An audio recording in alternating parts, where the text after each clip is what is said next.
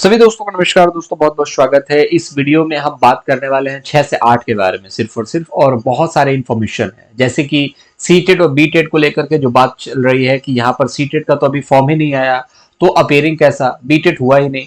तो जो CTET paper 2 बीटेट paper 2 की अगर हम बात करें, मामला गंभीर है। फॉर्म में गलती हो जाएगी तो परीक्षा से वंचित कौन कौन भर सकता है, 50% होना जरूरी है। बीए डीएलएड में से कौन भरेगा, सब्जेक्ट कॉम्बिनेशन तैयारी, वक्त कम है तो क्या करें, सभी चीजों के बारे में। अगर वक्त है तो थोड़ा सा आप जरूर पूरा वीडियो को देखिएगा, वरना वक्त नहीं है तो अपनी तैयारी आप करिए, कोई दिक्कत वाली बात नहीं है, तैयारी इंपॉर्टेंट है। सबसे पहले इस चीज को समझ लेते हैं कि सीटेट को लेकर के क्या चीजें चल रही हैं। देखिए, सबसे बड़ी बात हो रही है ना कि हम लोग सर अपियरिंग की मांग करेंगे, तो अपियरिंग वालों को यहाँ पर मौका मिले। देखिए, अपियरिंग वालों को अगर मौका मिलेगा तो इनका भी रेवेन्यू जनरेट होगा, तो इसमें भी कोई दिक्कत वाली बात नहीं है, वो सीटेट अपियरिंग को मौका देंगे। लेकिन यार, मौका तो तब देंगे ना जब फॉर्म चल रहा हो। जैसे अपियरिंग आप कैसे मानेंगे, जैसे कि मान लो सीटेट का फॉर्म भरा जा रहा है और आपने फॉर्म भर दिया है, तब तो उसको अपियरिंग माना जाएगा। जब फॉर्म ही नहीं आया तो काहे का अपियरिंग भाई, किस चीज का अपियरिंग? अपियरिंग तो वो होता है जैसे कि मान लो आप बीएड कर रहे हो, आप थर्ड सेमेस्टर में हो, फोर्थ सेमेस्टर में हो, तो आप अपियरिंग में बता सकते हो कि हमने 2-3 सेमेस्टर पढ़ लिया। सीटेट का जब आपने फॉर्म भर दिया तब तो बताओगे आप अपियरिंग में हो, तो दिक्कत यहाँ पे है, सिरदर्दी यहाँ पर है। ठीक है, अब मान के चलो कि बीटेट वाले बच्चे कहेंगे कि हम बीटेट अपियरिंग में है, तो बीटेट पता चले 2026-27 में होगा, तो क्या करोगे? उस चीज को अपियरिंग नहीं माना जाता। तो सवाल ये है कि ये लोग इतनी तेजी में है, ठीक है, कि यहाँ पर परीक्षा की तैयारी का भी बिल्कुल वक्त नहीं मिल रहा। फॉर्म भी 10 दिन के लिए भरवाएंगे, हमें लग रहा है कि 10 दिन तो सर्वर ही डाउन रहेगा इनका, बट फिर भी इस चीज को समझिए कि नवंबर में ही फॉर्म भरा जाएगा। अगर इससे पहले पहले अगर सीटेट के फॉर्म चालू हो गए तो सीटेट अपियरिंग वालों को डेफिनेटली लेंगे, और मेरे मानना है कि बहुत जल्द आपको सीटेट का फॉर्म भी यहाँ पर देखने को मिलने वाला है। ठीक है, लेकिन फिलहाल के लिए तो कोई अपडेट नहीं है। दूसरी चीज, यहाँ पर अपेयरिंग वालों के लिए सिरदर्दी है कि होगा कि नहीं होगा, तो फिलहाल के लिए सीटेट पेपर 2 वालों के लिए सिरदर्दी है। अगर यहाँ पर फॉर्म स्टार्ट नहीं होंगे तो कोई अपेयरिंग का मतलब नहीं है। बाकी उससे पहले पहले उम्मीद है कि हो जाना चाहिए फॉर्म स्टार्ट सीटेट वाला भी। ठीक है, अभी कोई अपडेट नहीं है। दूसरी चीज, यहाँ पर बीटेट का भी वहां पर वही खेल है। दूसरी चीज, फॉर्म भरने में गलती नहीं करनी है दोस्तों। आप इस चीज का ध्यान रखना कि इस बारी 10th के जगह आधार कार्ड, 12th के मतलब ग्रेजुएशन के जगह ये वो ऐसा कर दिया था, इस बार मत करना यार, वरना परीक्षा देने का कोई मतलब नहीं बनता। इस बार आपको बाहर ही कर दिया जाएगा, डेफिनेटली इस चीज को समझ के रखो। ठीक है, और इस बार बहुत डिमांडिंग है, 6 से 12 ना बहुत डिमांडिंग है इस बार, इस चीज को याद रखना। बीएड मान लो प्राइमरी में शामिल नहीं हुआ तो 6 से 12 बहुत डिमांडिंग है। बहुत ही तरीके से फॉर्म को भरना, बार बार देख करके फॉर्म भरना, खुद फॉर्म भरना, साइबर कैफे के भरोसे मत रहना। ठीक है, या फिर बड़े भाई बहन जो भी आपके पास हैं जो परीक्षाओं को देते हैं, फॉर्म को भरते हैं, उनसे दिखा दिखा करके फॉर्म भरना। मेरी पर्सनल सजेशन है यार, परीक्षा फॉर्म में गलती बिल्कुल भी मत करना। और जब आप कॉपी में, जब भी आप ओएमआर भरोगे तो उसमें भी कॉपी मतलब बिल्कुल भी गलती मत करना। ठीक है, जैसे कि मैं कुछ चीजें बता देता हूं, जैसे ओएमआर भरने का एक तरीका है, उस चीज को समझ लीजिए। जैसे कि मान के चलो ना कि ओएमआर कैसे भरा जाता है। जैसे मान लीजिए कि 4270 ये नंबर है, तो 42 मतलब 4 है ना, तो 4 के पास एक डॉट लगा दो। ये है ना, दो के पास एक डॉट लगा दो। 7 है, 7 के पास एक डॉट लगा दो। 0 के पास एक डॉट लगा दो। 0 के पास है, 0 यहां पर होता है शायद, तो यहां पर डॉट लगा दो। ठीक है, तो उसके बाद डॉट लगाने के बाद मिला लो कि ठीक है, फिर उसके बाद यहां पर गोला करना चाहिए। मेरा तो ये सजेशन है, इस तरीके से आप गोला करोगे तो आपका गलत नहीं होगा, और गोला जरूर भरना यार। बस बहुत बहुत इस चीज को समझ लीजिए कि बहुत कीमती चीज है ये आखिरी अपॉर्चुनिटी है आप लोगों के लिए। इसके बाद भगवान जाने कब फॉर्म आएगा, कब परीक्षाएं होंगी, किसी कुछ नहीं पता। ठीक है, बाकी दूसरी बात, यहाँ पर फॉर्म कौन कौन भरेगा इस चीज को समझ लीजिए। बहुत सारे बच्चों के डाउट है कि सर हम लोग बार बार बोलते थे कि पीआरटी में सिर्फ बीटीसी पीआरटी के लिए सुनने में आ रहा है सर पीआरटी के लिए बीएड है तो बीटीसी वाले भी भर सकते हैं। बिल्कुल भर सकते हैं भाई। बेसिक शिक्षा कहाँ तक है? बेसिक शिक्षा आपको पता है कहाँ तक है? 1 से लेकर के 8 तक बेसिक शिक्षा है। तो जो आपका पीआरटी के लिए आप देखोगे 1 से 5 होता है अपर पीआरटी, मतलब पीआरटी तो लगा है ना इसमें, तो बीटीसी तो होगा। लेकिन यहाँ पर अपर पीआरटी में क्या होता है ना, यहाँ पर एक पर्टिकुलर सब्जेक्ट पढ़ाया जाता है। जैसे कि सारे सब्जेक्ट है, जैसे कि हिंदी हुआ, अंग्रेजी हुआ, सामाजिक विज्ञान हुआ, मैथ हुआ, तो ये पर्टिकुलर सब्जेक्ट पढ़ाए जाते हैं।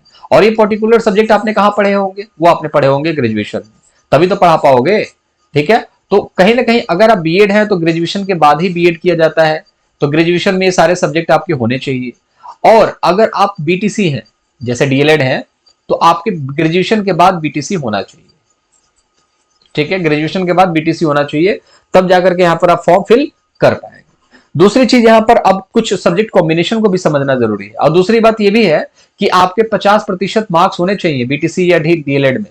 ठीक है, तो बीटीसी में तो आ ही जाते हैं भाई, 80 से नीचे तो बच्चे को कमजोर माना जाता है।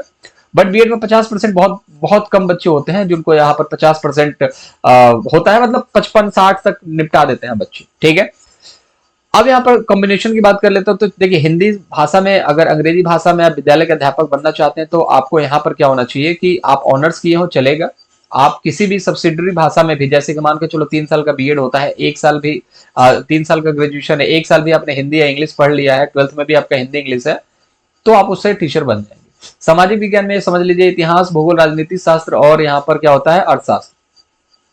इसमें से आप देखोगे ना टीजीटी में क्या दिक्कत आती है कि इतिहास और भूगोल में से कोई एक होना चाहिए, और ये दिक्कत देता है। लेकिन ऐसा इसमें नहीं है। इतिहास, भूगोल, राजनीति शास्त्र, दर्शन शास्त्र, अर्थशास्त्र, वाणिज्य, मनोविज्ञान, समाज शास्त्र, गृह विज्ञान में से कोई भी 2 सब्जेक्ट यहाँ पर होना चाहिए। चीजों को समझ रहे हो ना, कोई भी 2। अब इसके अलावा आपके सिर्फ एक है तो आप नहीं भर सकते भाई। यहाँ पर फिर वही हाल होगा सब्जेक्ट कॉम्बिनेशन वाला लोचा, और इसी को खत्म करने की बार बार मांग करते हैं बीएड वाले कि इसको खत्म कीजिए ना, लेकिन इसको खत्म नहीं किया जाता है, ठीक है। अब मान के चलो किसी का मनोविज्ञान है, ठीक है, और उसके बाद वहां पर देखोगे गृह विज्ञान है, समाज शास्त्र है और वाणिज्य है, कुछ और भी होते होंगे सब्जेक्ट, बहुत सारे सब्जेक्ट है बीए के अंदर, तो वो लोग यहाँ पर पार्टिसिपेट नहीं कर पाएंगे। अब यहाँ पर मुद्दा ये है 6 से 8 के लिए विज्ञान और गणित के लिए, तो देखिए आपके 2 सब्जेक्ट कोई भी होने चाहिए।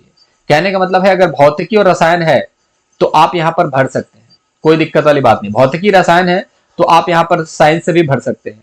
अगर मान के चलो भौतिकी रसायन से तो आप गणित से भी भर सकते हैं। कहने का मतलब ये है कि देखिए, अगर मान के चलो आप गणित से डरते हो, बीटेक कर लिया है तो मान लो कि डरना तो नहीं चाहिए, लेकिन यार कंपटीशन वाला मैथ है तो कहीं ना कहीं डराएगा ही आपको। तो आपके पास भौतिकी और रसायन है तो आप जीव विज्ञान से भर सकते हैं, और बायोलॉजी आपको पता है कि ठीक ठाक है, आप पढ़ सकते हैं, याद कर सकते हैं चीजों को, कॉन्सेप्ट होते हैं, ठीक है। अब यहाँ पर इन दोनों में से कोई 2 हो, इन दोनों 2 होगा। अगर मान लो भौतिकी रसायन है तो आप साइंस भी ले सकते हो और मैथ भी ले सकते हो, ठीक है। अब इसमें पेपर में पूछेगा क्या, दोनों मिला करके पूछेगा, क्योंकि सीटेट में तो दोनों मिला करके पूछता है। अब देखना दिलचस्प होगा, इसके बारे में फाइनल जजमेंट अभी आई नहीं है कि किस तरीके से क्या क्या इनका सिलेबस होगा, लेकिन सिलेबस के बारे में इसलिए मैं फिलहाल डिस्कस नहीं कर रहा हूँ।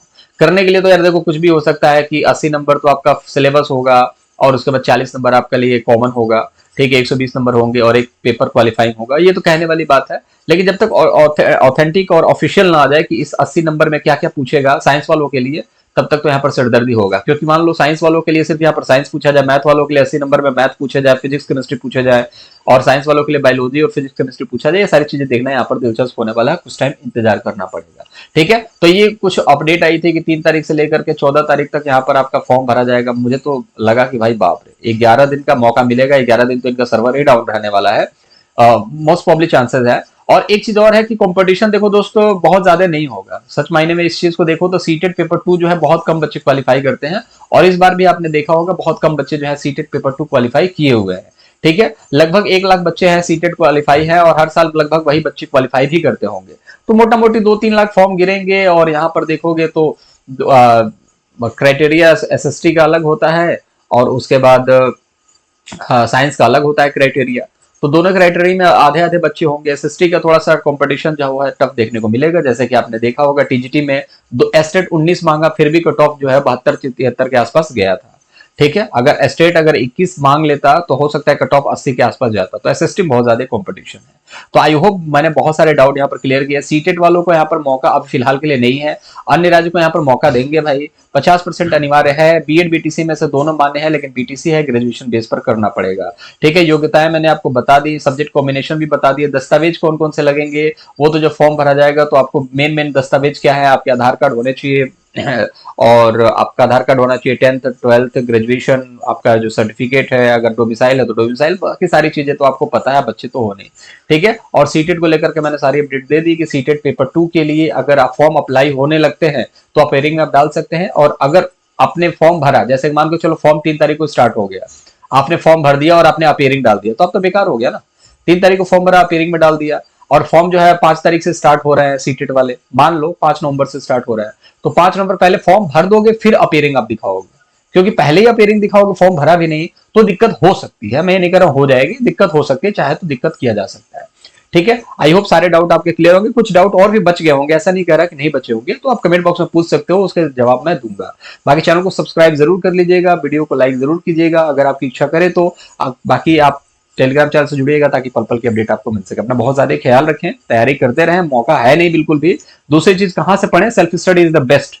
आप इस चीज को याद रखिए, क्योंकि बहुत सारे लोग यहाँ पर क्रैश कोर्स बेचेंगे, 500 ले लो, 300 ले लो, ऐसा। देखो पैसा इंपॉर्टेंट नहीं है। आप आपसे अगर कोई बोले ना 10,000 ले लो, यही प्रश्न आएगा, 10,000 दे दोगे। अरे 5 लाख ले लो, यही प्रश्न आएगा, 5 लाख भी दे दोगे। लेकिन यार 200 300 ये मायने नहीं रखता कि 200 रुपए में हम पढ़ा देंगे, 400 रुपए में हम पढ़ा देंगे, 1,000 में हम पढ़ा देंगे।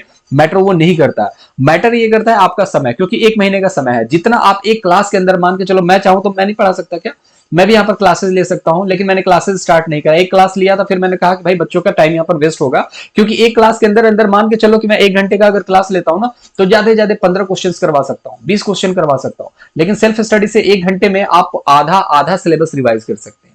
आप समझिए इस चीज को। बाकी इच्छा आपकी है, मैं कह रहा हूं सेल्फ स्टडी जरूर कीजिएगा, उसी से आपका सिलेक्शन होगा, बाकी किसी से आपका सिलेक्शन नहीं होने वाला है। बाकी इच्छा आपकी है, आपका समय है, आपका धन है, आप उस चीज पे फैसला लेने वाले आप खुद हैं। जो भी हमारी तरफ से गाइडेंस होगा मैं देता रहूंगा। इच्छा आपकी है, मानोगे कि नहीं मानोगे, बट बच्चे मानेंगे, उनका सिलेक्शन तय है। बाकी अपना बहुत ज्यादा ख्याल रखेंगे। Bye bye.